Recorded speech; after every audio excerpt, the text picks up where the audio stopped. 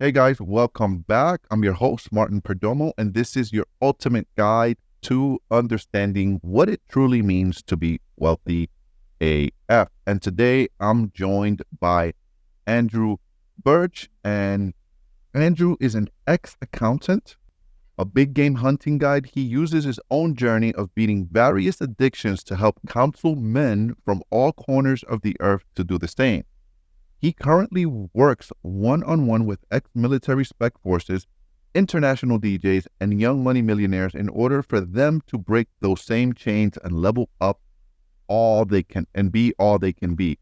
In 2024, you'll see him continuing to travel in South Africa and engage with young men as a keynote speaker through the Uncut Your Campus campaign. Andrew, Drew, thank you so much, brother, for coming on. Really grateful for you being here. And first of all, what does uncut mean? What's the definition of that? I know we talked a little bit about that off air, and it's an interesting stuff. So what is it? Hey, my friend, thanks so much for having me on the show with you today. It's a pleasure to be here and to get to talk to you. It's an interesting word and one that not many guys are familiar with, but it's actually a very old word, a very old insult, really dating back from the time of Shakespeare. What a cuck is essentially is a man who watches his woman get had by other men. And back in the day, that was about as insulting as you could be to another man. Still insulting, brother. As a man, Yeah. And so that's kind of the idea. I'm not one of those guys. Still very insulting. And so that's one of the idea that I'm trying to get across with that title. It's quite a harsh word to use, but I use it with intent. When I'm speaking to the young men on our campaign at the moment, I'm addressing pornography as one of the biggest issues in young men's lives at the moment. And so what I'm doing with that phrase is essentially making a comparison. We very easy to say, I would never be the guy that wants women to get had by other men. And yet we have so many in our generation and men in general who spend their time imagining themselves doing this woman on the screen when in fact it's another man doing the work. And he stands as a spectator and essentially as a digitalized cuck of sorts, Cool. Tell us about your story, man. What was your story with addiction? I have had a number of different addictions, and it started out, maybe the first trap that I stood in without being aware it was porn. But I was also prescribed Ritalin at a very young age and was on 80 to 100 milligrams of Ritalin a day by the time I stopped that. I used to smoke a pack of cigarettes a day for about almost a decade.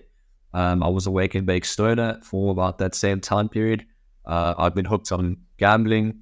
I've been hooked on party drugs, on women in general. And so I target a variety of different addictions. I think what makes the program special is our approach to how we take on those addictions rather than the addictions that we specialize in. Can you walk us through a day in your life before and after overcoming addiction? Sure, 100%. So if I analyze where I was as a 22-year-old, I was a college student studying accounting, and I would wake up around midday, smoke a bong, and my friends would be going to honors roll, and I would grab their keys, go to their place, buy some junk food, roll another joint, and play PlayStation before going to training. I used to row for college, for varsity. And then perhaps start studying by 10 p.m. to maybe 2 or 4 in the morning, to then go to sleep and try and do that again. And essentially living at a very low level, trying to get to every party, watching porn consistently high, smoking a pack a day, and really going nowhere, eventually hitting rock bottom, and catching some of the consequences of that lifestyle.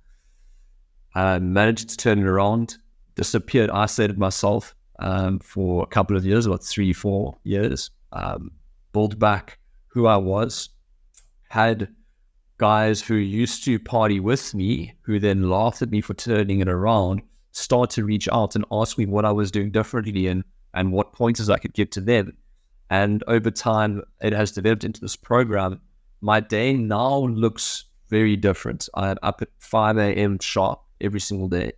I start out by doing a morning routine that is exactly the same every single day. It includes 100 push-ups and some dynamic stretching, and it involves some mindset, momentum building protocols, words like setups like affirmations, gratitude, visualization, those kind of practices that just help you to get set in and proactive in your day. And then I work out every single day. I read every single day. I build every single day. And I'm way more disciplined and way more effective in my life as a whole. Tell me the difference when you was 22 years old and you was smoking a pack of cigarettes a day, smoking that bong, waking up in the morning, smoking that bong,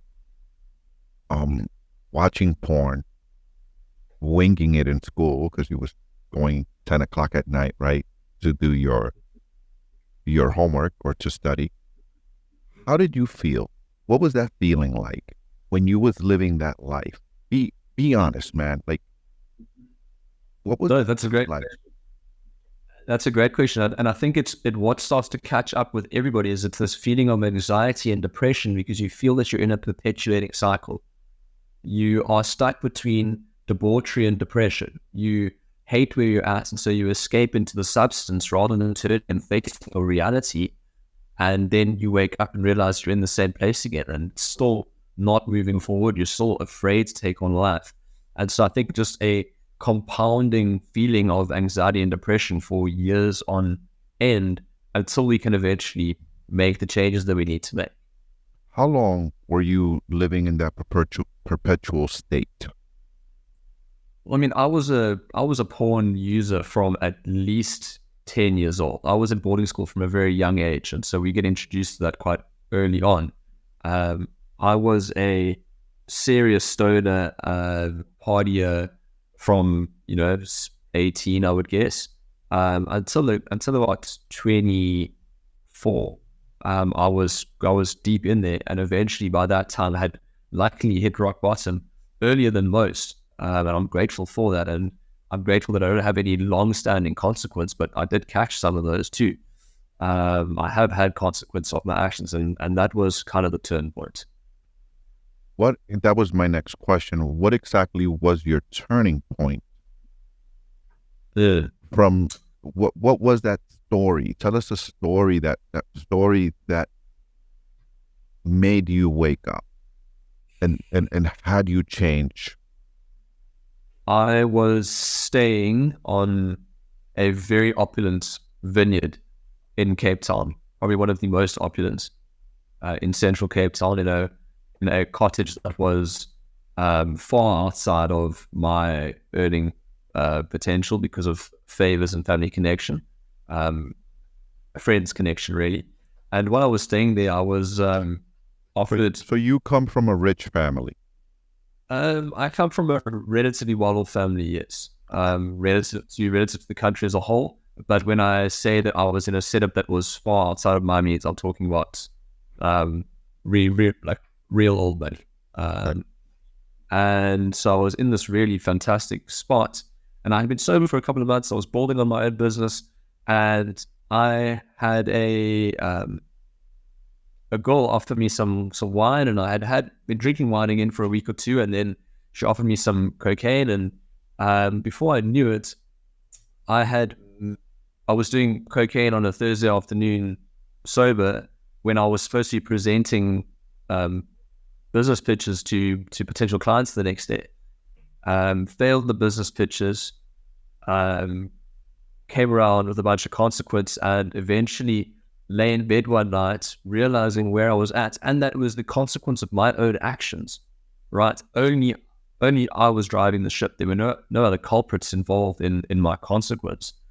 Getting to a point of just absolute self-loathing, actually tearing the shirt from my body and just screaming into the night in utter despair of where I was and who I was.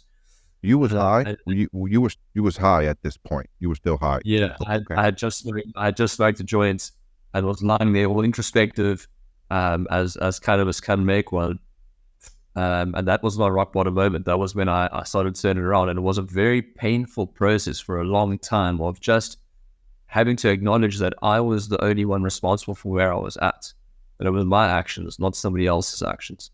But eventually, over time, was able to start to take different action, to get hold of the right mentors, to take the right information in, and start to change who I was and start to overhaul my identity as a whole. So what did you do first? I went back to a place that didn't have that temptation. So Cape Town is a very hedonistic city. If you're looking for any kind of party, you're always going to find it. You're always going to find anything that you want to get up to. And so I disappeared into the wild, really, into isolation. And what essentially happened is I had an environmental change. And an environmental change is, we know, one of the most effective ways to crush any addiction. And unfortunately, most of us don't get to just get up and leave. But if you look at the American Marines that went to Vietnam, a massive portion of them started to use heroin, and a good slice became clinically dependent.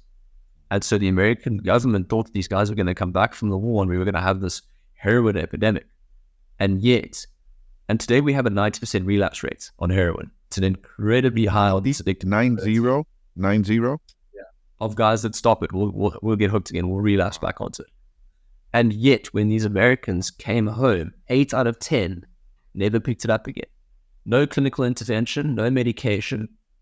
All that had changed was their environment. They were in the war, being shot at, they were away from their families, and suddenly they were back with their families and out of a war zone. And all that had happened was there was this environmental change. And so environmental change is a powerful tool for disrupting addictive patterns. And it probably is the most powerful mechanism that one could use. The second most powerful, and it's the next step that I took, is to overhaul your identity.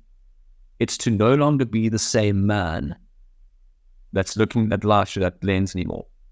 So the version of you that addiction had its hooks in is no longer relevant. And you change who you are by taking different action consistently over a long enough period. You become an actor of these new ideals, the ideals of this man who you would like to be, and then over time you actually become that person.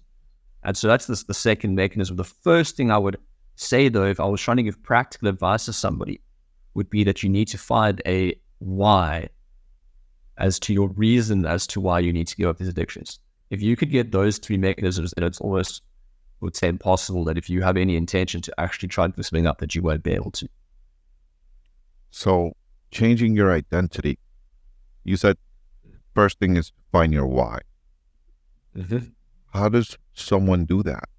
So you were someone that was a partier, porn addict, pothead, right? How do you change that identity? You went in the wild, you went in the woods, you went into isolation. Sounds good in theory, man. How do you do it?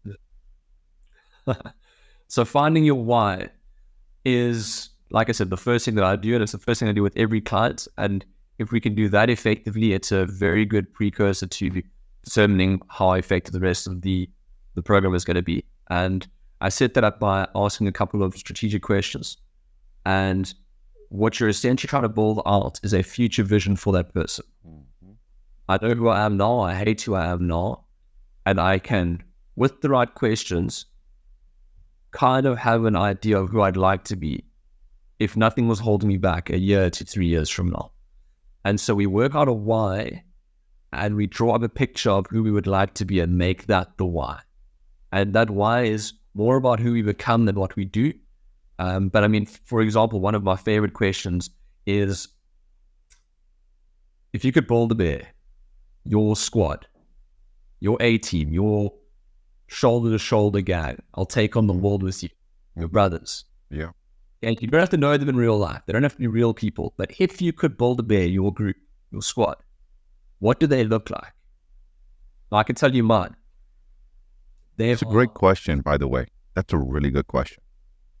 They're loyal. They're integrous. Integrity, yeah, I can say that. Dialed in. They're awake to reality. they're courageous and they're dangerous. Right. Powerful. Now, I'm not planning for the guy I'm working with to go out with a signboard and a document to try to scout these guys out and find them and build his squad. All right. Well, this is not a recruitment program. What he has told me are the values that he thinks are important for men to have, and thereby the values that he should hold himself to. That's powerful, dude.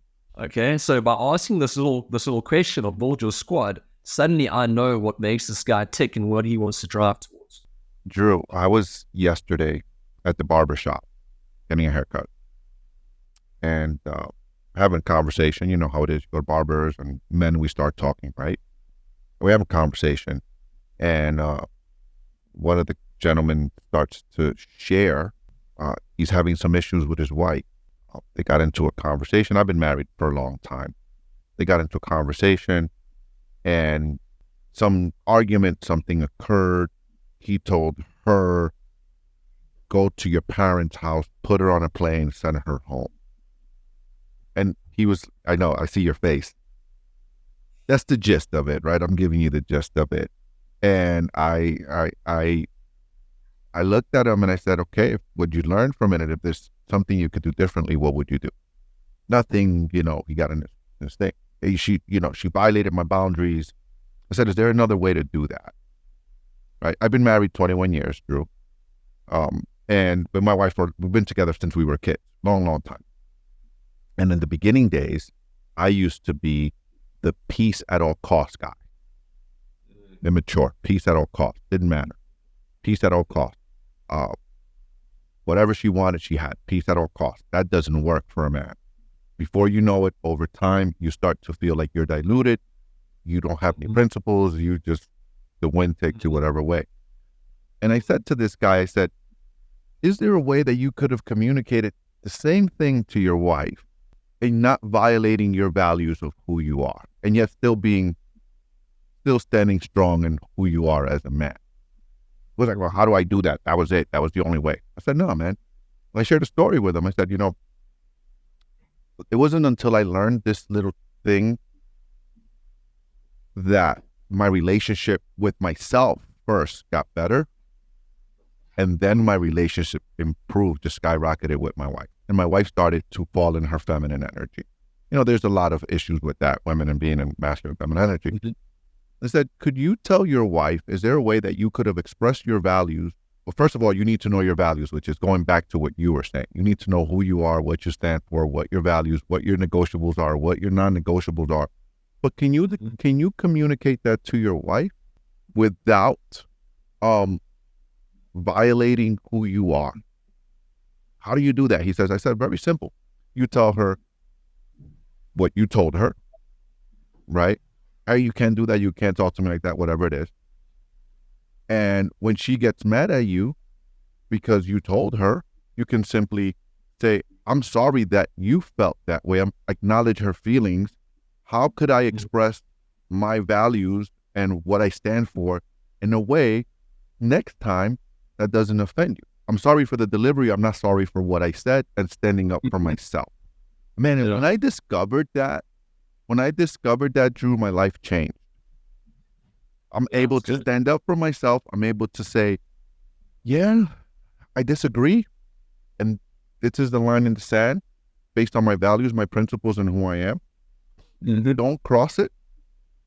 And I'm sorry that you feel bad for my values. I'm not sorry for who I am, but for you, my wife, for you, my child, my son, daughter, I'm sorry that maybe my delivery or that, offends you, but I'm not sorry for being who I am. Yeah, that's exactly what you're saying, is finding those values of who you are. And I know I kind of went in. I want to share that story because I think it's valuable. That's good context with what you're saying with that question you asked. Yeah, no, it's a good tool to have on your belt. And so we ask a bunch of these questions and build out that future vision of who they would like to be in their ideal setup, and then that's who we can drive towards. Right, when we have this forward focus, it becomes more about who we're becoming than this habit and addiction that used to have a hold on us. And eventually we become more that person and the guy we used to be. And the guy that we used to be was the one who that addiction had its hooks in, but we're no longer that man anymore. And so that's a very powerful tool to start off with.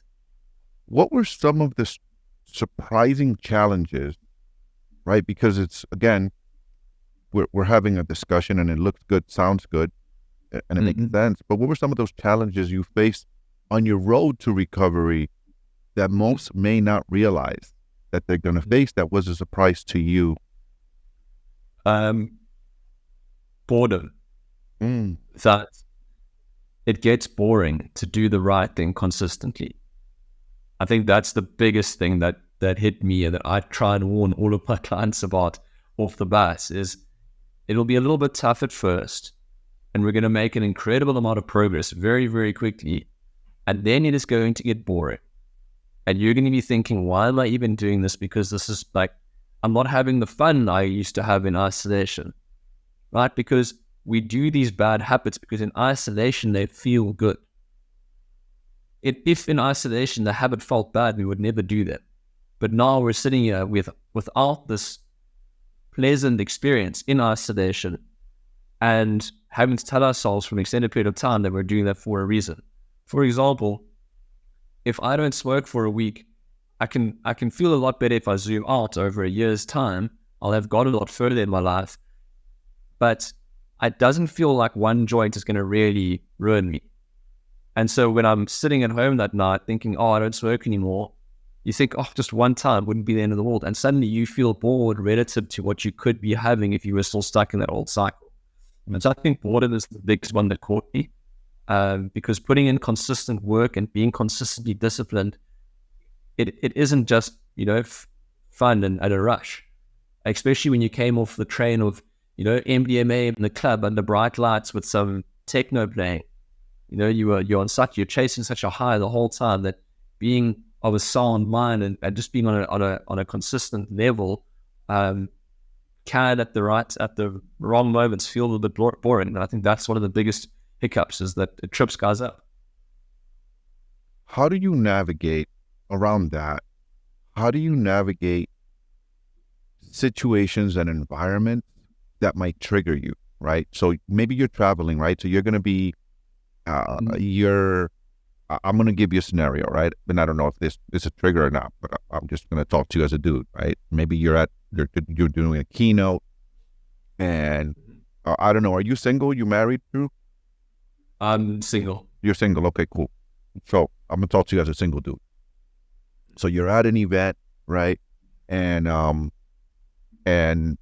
you're the keynote speaker, all the attention's on you, and beautiful women or whatever you're into, dudes or whatever you're into, it's starting to flaunt all over you, and you get caught in that moment, even though you're doing something positive because you're there as a keynote speaker, but you're getting caught in the environment because you're a human being, you're a man, and if it's a lady, you decide to go hang out with this lady, and you're seeing where it's going.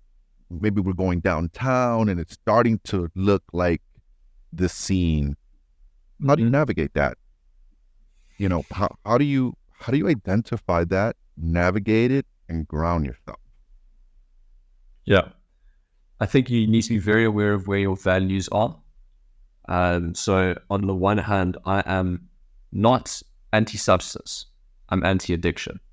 Right? I need to look at all substances and work out what is the objective net benefit or net cost of this substance.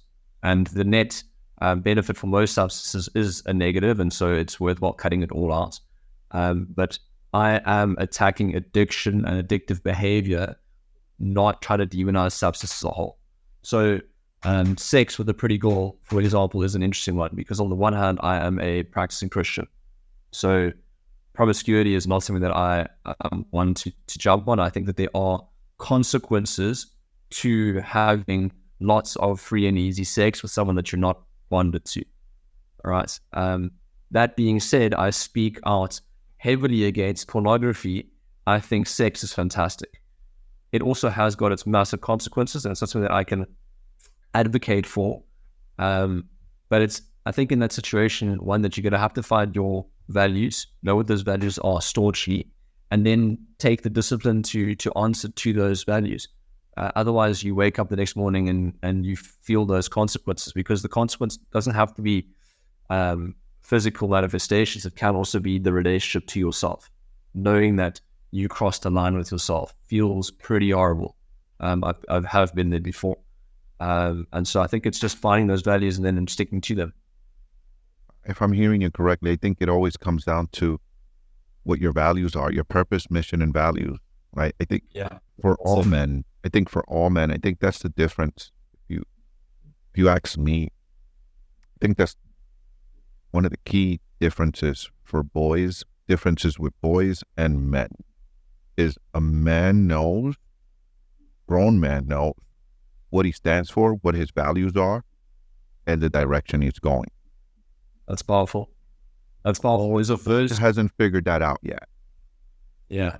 There's a verse that I like, and it says, "When I became a man, I put aside childish things." Yes, sir.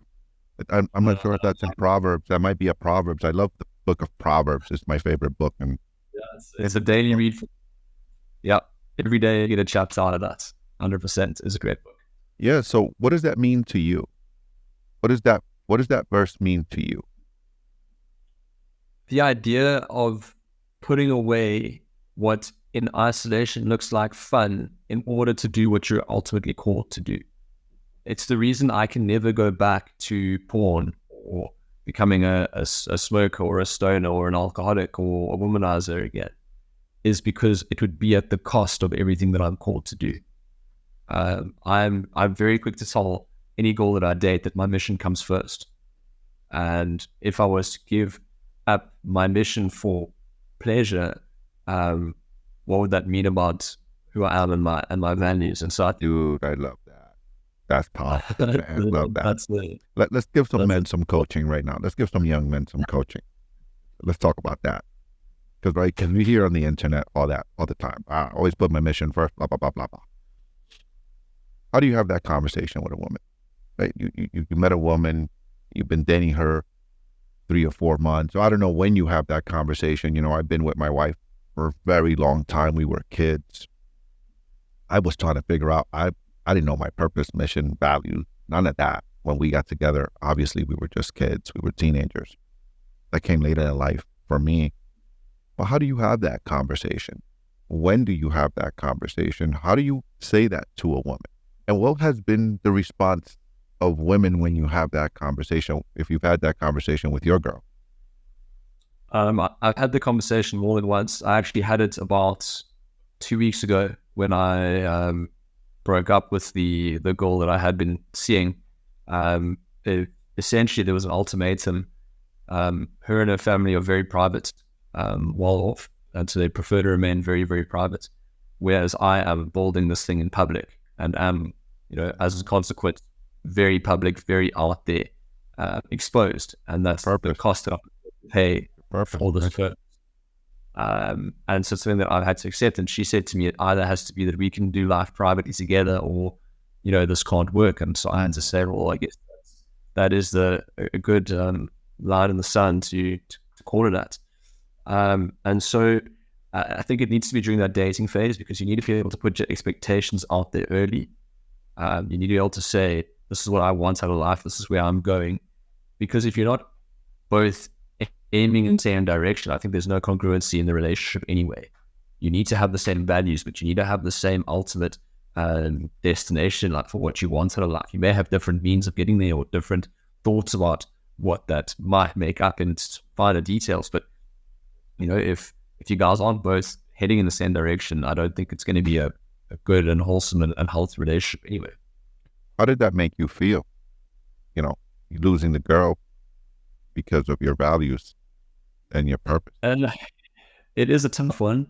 And it's one of those things that in a parallel life, the lifestyle that she offered was amazing. I am an adventurer by nature. And so it was somebody that I could adventure with, that I could explore with, that I could ride horses and hunt and fish and do everything else that I wanted to do with. Beautiful girl. And just a great person. And yet, the purpose has to come first. If you really believe in your purpose, then as a man, you're prepared to go to to dance for it. And so it is sad, but I mean, you have to put emotions aside and be pragmatic. You can't be controlled by your emotions. You need to be stoic. We can feel the emotions, but I need to understand that, logical play is still the best course. I don't get to put my feelings first as a man, unfortunately. I need to make decisions, set frame, and move with that. I love that, man. Stoic, that word you use is a powerful word for a man. And I just, in the few minutes we spent here together, Drew, in my opinion, based on what we've had so far, you're what I call a man's man. You're one of those guys that you said when you asked that question, the guys you want to have shoulder to shoulder, you're one of them for me, because we have similar values, similar principles. Love that and respect it, brother. You're welcome. The role of support. What role of support does having a good support system have in overcoming addiction? That's a massive one. And it's the third pillar in what we do within the program. So the first pillar is that we have these conversations, we add advantage to the situation. We really talk about the nuts and bolts of the addiction at hand, right? And we have that talk. That's important to do. We strategize and we act as a sounding board, and that's great. And then we overhaul identity. But the third part, and it's an incredibly important part of this process, is to have a gang of brothers who has the same mission and the same purpose, the same objective, and the same or similar daily action, right? We die in isolation. Men are not supposed to stand alone. This idea of Sigma males that do their own thing in the background and don't have any kind of dependency or relation with any other men, it's not wise and it's not effective. This whole I built myself thing is rubbish. The guys that really do make it are guys that work in unison with one another, that have one another there to encourage and keep each other to account. And so we do have these networks. We have these groups that we build. About 350 guys on groups, and I've got my private one-on-one group that has to report in every single day. And to be on this group, you have to do 100 push-ups every single day and let the group know. And if you don't do them for a couple of days in a row, you get kicked off. And I'll still work with you, but if you want to be on the group, that's the rent for being on the group, right? A little bit of involuntary discomfort, regardless of what else you're doing in your day. And then you need to report in that you're clean. And so because you see everyone else in the group is doing this, that they're getting up at 5 a.m., that they're doing their work, you realize that if they can do it, you can do it too, because they're definitely not finding it pleasant either. But they're paying their school fees. They're putting the work into their. I think accountability and a group environment is not just important, it's essential. We become like the men that we hang around with. But if you're hanging out with yourself, there's no one to sharpen your steel against. So what advice are you giving a guy right now that might be listening to us anywhere around the world? You're in South Africa. So maybe there's someone in Egypt listening to us, or in Canada, or in Chicago. We have a big following in LA, California. And they're like, man, that's powerful. And you know something, man? Real talk, bro. Most men, young, I think, and old, doesn't matter. We know that what you're saying right now resonates deep in our soul, that most men know. We know intuitively that what you're saying is the way. Whether we admit it or not, because of culture or whatever bullshit that's happening out there and whatever stuff is happening in society. We know that what you're saying, that high level of accountability, is something all men want, desire, to be around men that are about it, that keep their word, integrity, do the hard thing, right? Being a man is not just doing the easy, fun thing. It's not just taking the easy way out. It's knowing when to say no. And it's a no because it violates who I am and what I stand for, period, whether it's popular or not. Like it, don't like it, sorry if it hurt your feeling, but that's who I am, right? Hang on. That's the essence, I think, of being a man, and what you're saying resonates with most. So maybe there's a young or an older guy or just a man listening to us. They're saying, man, yeah, I need that. I need a group of men like that. Where should I start? I'm struggling with porn. Yeah, I'm struggling. I'm undisciplined. I'm overweight. I don't have any male friends. I might be married, right? And I'm that guy that's constantly wanting to please my wife and will violate what I feel just to please my family and my wife. There's a flavor of that as a family man, but there's a flavor of that if you're not careful, you lose your identity. Yeah. So what advice are you telling that guy? Where should he start? Where should he find us? Where does he find that group of men? Where? How? The first statement I would make is something I mentioned earlier, and that is that nobody's coming to save you. All the actions that he's taking are his own, and all the consequences are going to be his own. And so if he doesn't stand up, as hard as that life is, as deep in the hole as he might be, he will stay stuck there forever because nobody's coming to save him. Nobody's going to keep him off the couch. Nobody's going to take away the bomb. His wife isn't going to suddenly turn around and have his frame set for him because he's supposed to be set in that frame, right? So he needs to do the work. And I say that first because it isn't going to be on your doorstep. You're going to have to go onto the internet and check out who are thought leaders in this area that I'm struggling with. Maybe I need to go and listen to 10 or 20 different guys, work out if they're saying what resonates with me and if I can start to process the information. Ultimately, we become like the men we spend time with. But I can't spend time with David Goggins, right? Right. But I can read his book. I can take a bit of his worldview there, download it, process it, see what of that software is beneficial to me, and then make it my own. So our mentors don't necessarily have to be guys that I can touch, right? Ideally, it would be great if I could have somebody I could gym with. That helps a lot of that motivation. But if I can't, what's the best alternative? Find the guys online who are good thought leaders, who you can see are healthy and strong and effective men, and let them speak into your life. If not through one-on-one coaching, which I highly recommend, I have my own mentors, I have my own coaches, then find their material.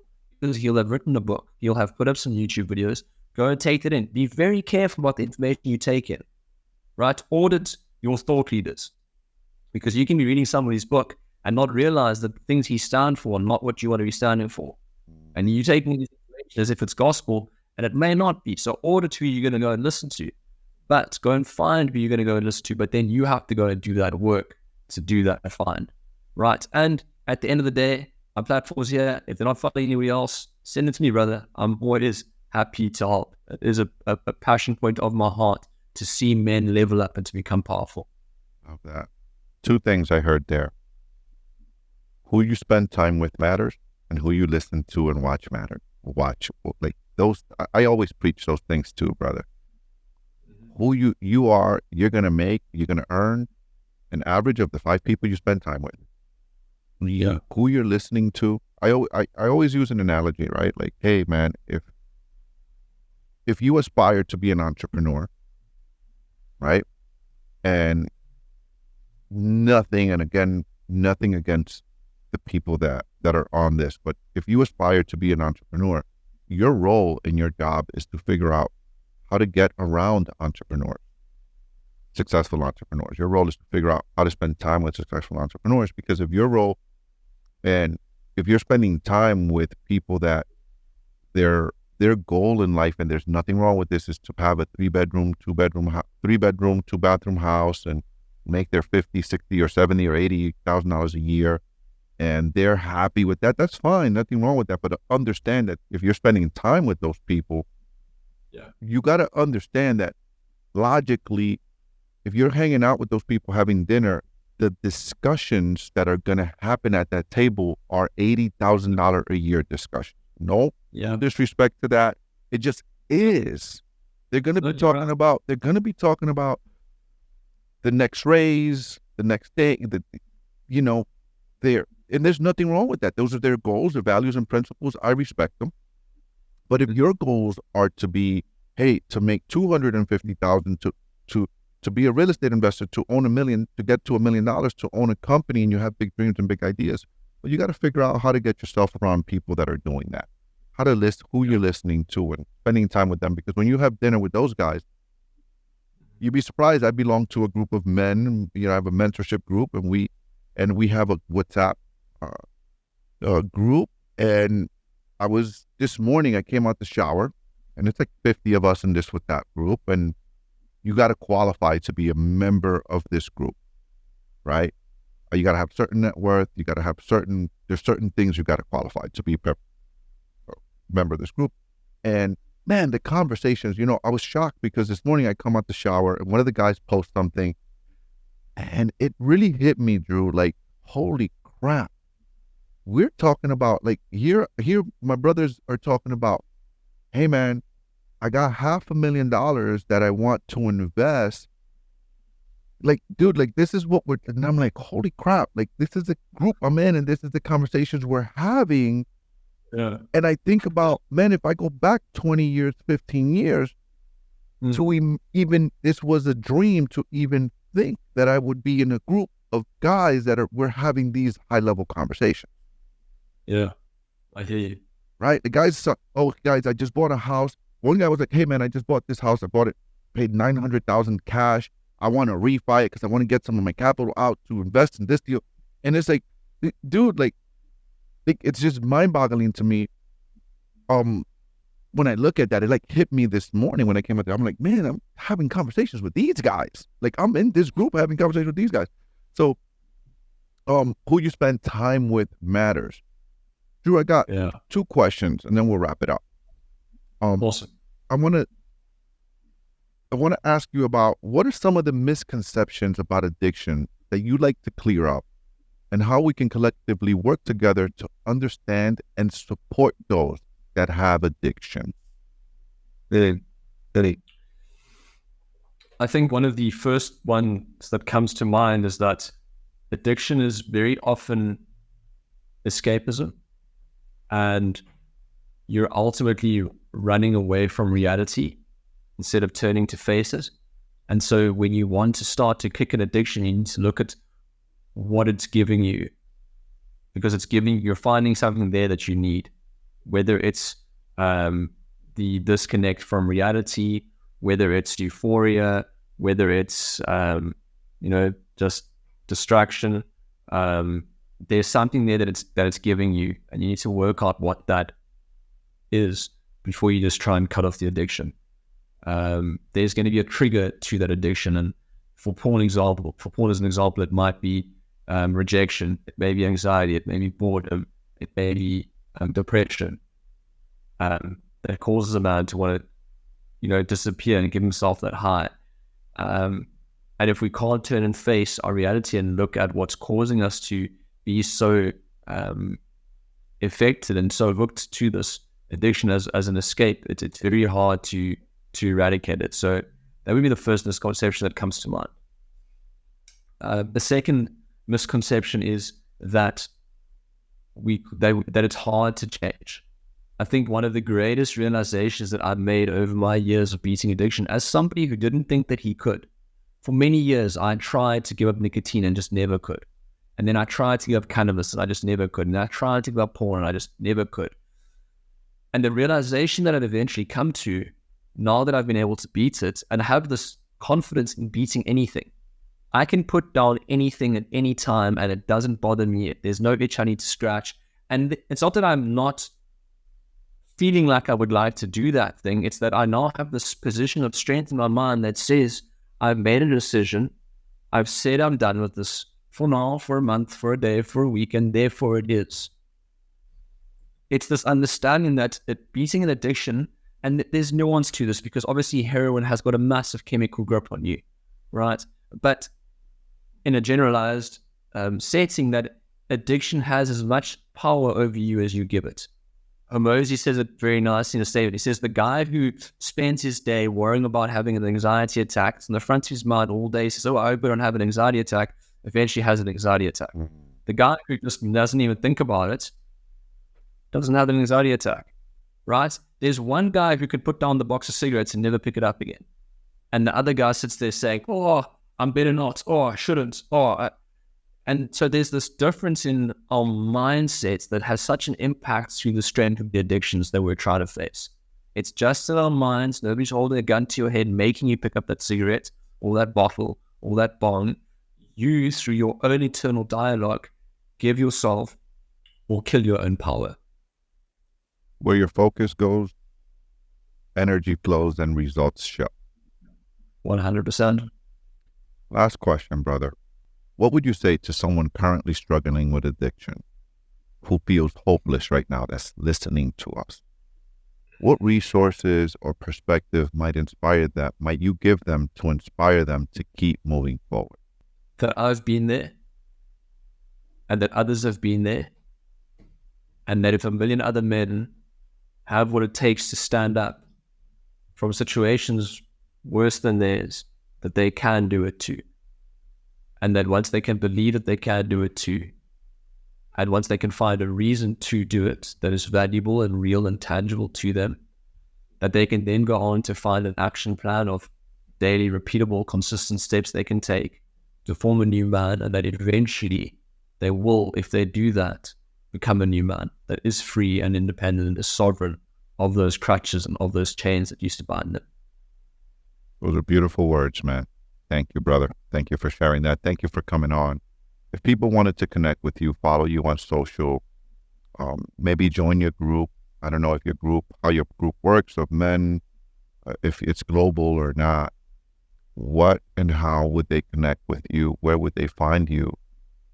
How can they get a consult with you? If you have an addiction and you're listening, I want to encourage you that there is light.